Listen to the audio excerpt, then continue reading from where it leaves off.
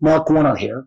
Want to give you an update on what I'm sure you've been hearing about the possibility of another federal government shutdown. I know we've all seen this movie before, but let me tell you where we are. Our federal government operates on a fiscal year. At the end of the year, September 30th, it restarts on October 1st. And if Congress doesn't fund the spending bills, government has to shut down. In the Senate, the vast majority of us, I would argue 75 or 80 senators in both parties, don't want this shutdown to take place. We have been passing our appropriations bills. We're ready to do our part. We're ready to do what's called a continuing resolution to kind of keep the trains running, but on existing spending levels, but still finish the work that needs to be done.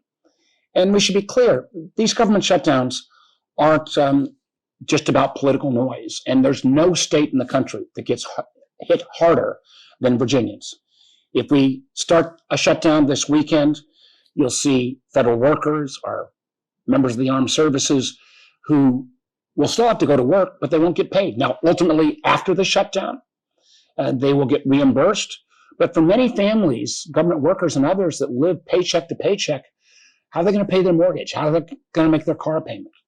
Beyond federal workers, you could see slowdowns at our airports as air traffic controllers are affected. You could see further slowdowns on passport renewals. You could see our national parks shutter. You could see the kind of valuable research that's done at NIH come to a grinding halt. So my hope and what I commit to do is everything possible to keep the government functioning, to make sure that we honor our commitments, that we take care of other issues like making sure those Americans who've been hurt by disasters get the assistance they need, and we continue to stand by the brave people of Ukraine. And I just hope and pray that this doesn't come to pass.